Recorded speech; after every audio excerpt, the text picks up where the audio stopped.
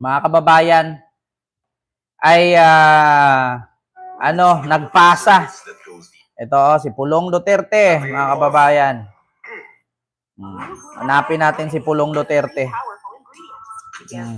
Si Pulong Duterte, mga kababayan, ay nagpasa ng travel clearance.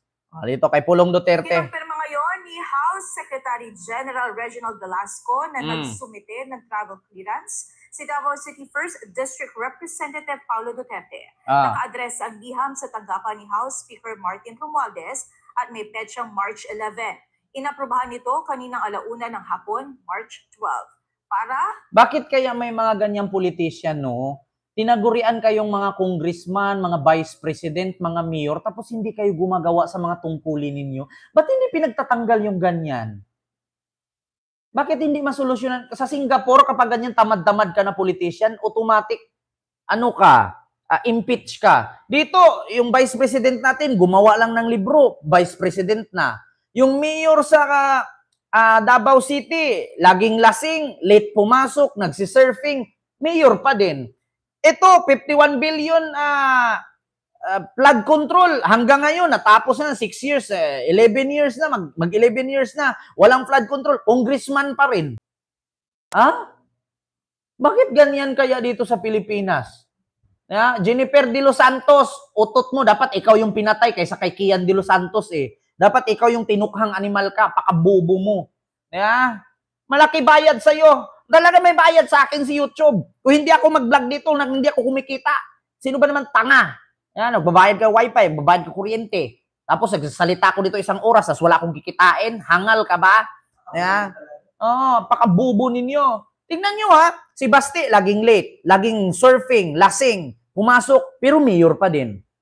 Si Pulong, 51 billion, kada may hearing sa Congress, wala ka nakikita, maskin anino ni Pulong, congressman pa rin. Si Sara Duterte, nagbaha ang Maynila, napunta ng Germany, nanood ng concert. Tapos, nagpatato kay Wang-od. Tapos, ninakaw ang confidential fund. Tapos, vice president pa rin. Bakit ganyan kaya mga politikus Maynila, no? Sa Pilipinas, no? Bakit ganyan kayo? Normal ba talaga yan? Only in the Philippines o normal yan sa buong mundo? Di ba? Ito, si Pulong daw nagpasa ng travel clearance para pumunta ng Netherlands at dadaan daw ng Japan at sinumite na daw ito kay House Speaker Martin Romualdez. Sa isang personal trip ni Representative Duterte patungong sa Netherlands at Japan mula March 12 hanggang April 15, 2025. Ayon kay House Secretary General Velasco, walang problema kung nakaalis na ng bansa si Congressman Duterte bago pa aprobahan ng travel clearance. Ginawa ng kongresista ang pagbiyahe kasunod ng pag-aresto sa ama nitong si dating Pangulong Rodrigo Duterte sa bisa ng isang arrest warrant mula sa International Criminal Court o ICC.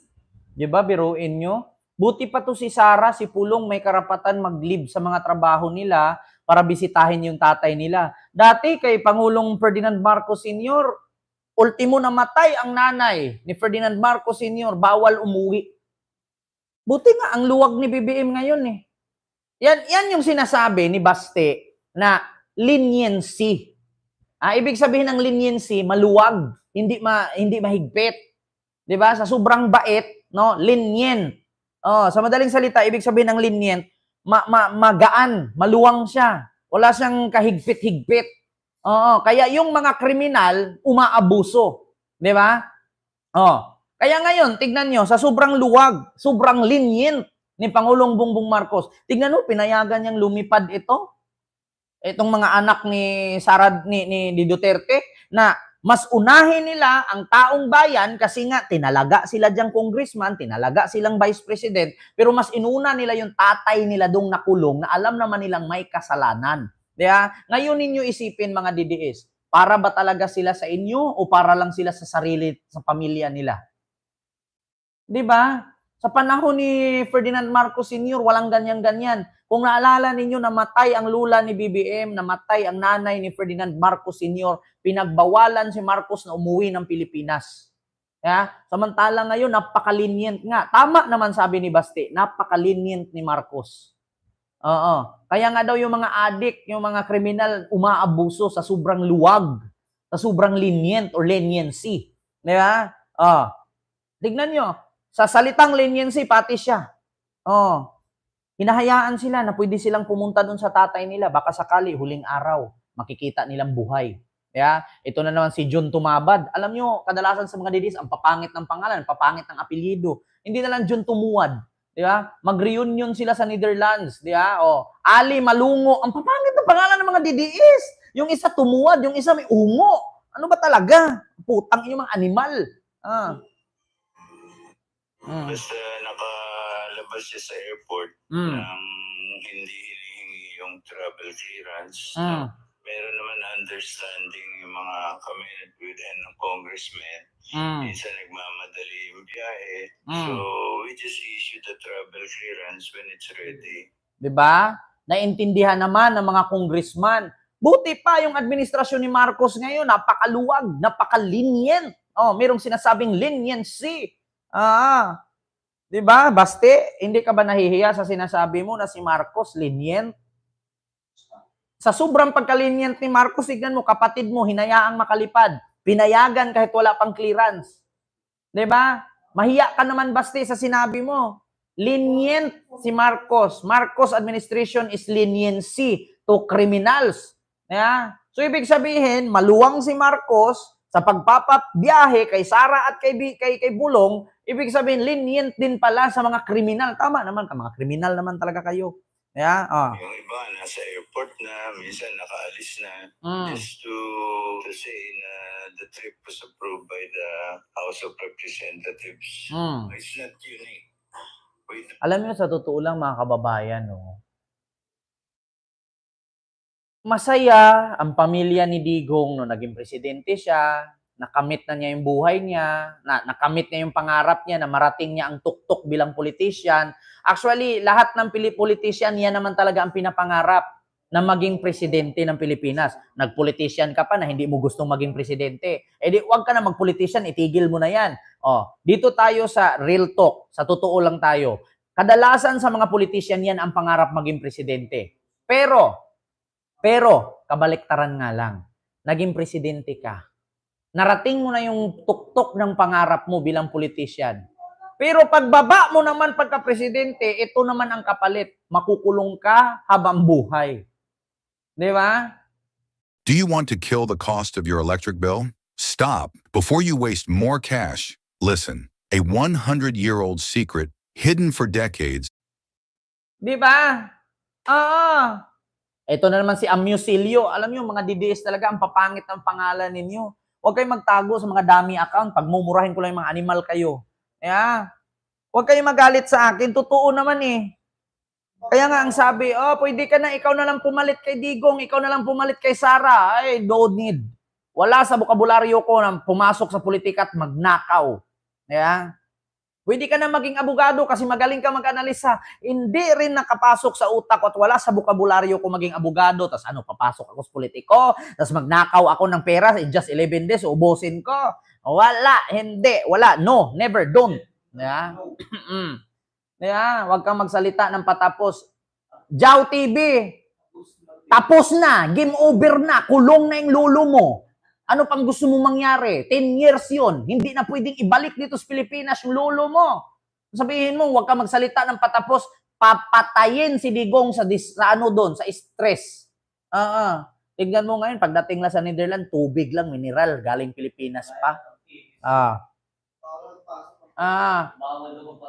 Tapos na ang karera ng lolo mo. Sasabihin mo, wag ako magsalita ng patapos. Putang ina, hindi na abot 2026 yun. Mamamatay na yun eh. Yeah? Sa style niya doon, walang VIP doon. Walang doktor doon. Walang cardinal hospital doon. Walang jet ski, walang private plane. Mamamatay siya doon. Yun ang totoo. Purple yung ilong mo. Yeah? Doon na. Do it also for other congressmen. Bukod kay Congressman Duterte, bumiyahe na rin patungong The Hague, Netherlands, si Vice President Sara Duterte na umalis kaninang umaga. So nakaalis na nga pala sila talaga. Buti pa. Yan ang leniency ng Marcos admin. 'Di ba? Pinayagan silang lumipad doon para makasama ang kanilang tatay na naghihingalo na at nag-iinarte-inarte, naka-oxygen, pero yung host hindi naman nakakunik. Aba, nung nandoon siya Hong Kong, utang inang lahat na yan. Kapag ako inuli, kinulong, mag-ambag-ambag na lang kayo, tag $5. Magpagawa kayo ng rebulto. Kung si Rizal may hawak na libro, ako nakaganon. Oh, wait lang ha, pakita ko sa inyo yan. Gusto nyo pala yan eh. Gusto nyo makita. Habang hindi pa siya tapos makulong, buhay pa siya, gawa na natin rebulto. Ito na yung rebulto. Ito ba hinahanap nyo? Ayan, wish granted. Digong tagapagtanggol ng mga kriminal. Ayan na, wish granted. Mag-ambag-ambag kayo, nag $5, pagawaan nyo ako rebulto. Kung si Rizal, bit-bit na libro, ako nakaganon. Yeah. Tama ba? Tama naman. Yeah. Kung si Rizal, may bit-bit na Biblia, ako nakaganon. Adi, ang galing nga naman. Pero sa totoo lang mga kababayan, buhay pa, ginawa na ng rebulto. Alam nyo na. Yeah. Yan ang sabi niya sa Hong Kong. Kalimutan ko ba yan? Yan naman sabi niya. Ako, pag ikulong, tanggapin natin kung ganyan gusto nila. Tapos, mag-ambag-ambag kayo ng $5 na OFW, nangungutong pa. Nangungutong pa. Ambag kayo pa $5, patayuan nyo ko rebulto, kung si Rizal may hawak na libro, ako nakaganon. Ma'am Nura ni Rida ng Singapore, hello po dyan. Di ba? Nakakahiya si PBBM. Mas nakakahiya yung pinakauna-unahang presidente napunta sa International Criminal Court at doon kinulong. Si BBM hindi po nakakahiya yung ginagawa niya. Bakit? Hindi niya tinutolerate. Sabi nga ni BBM, papalagan ko yan. Sasabihin, kuting, weak leader, bangag. Meron tayong kandidato, pagka-presidente, adik, weak leader. Si Marcos, hindi ko gusto yan. Weak leader yan. Puro lang yan cocaine, puro lang yan shabu. Asan na yung cocaine, asan na yung shabu ngayong nakulong kang hayop ka? Deserve. Dito tayo kay Baste at kay Pulong Duterte. Baste at kay Kitty Duterte. Mga kababayan. Na ang sabi,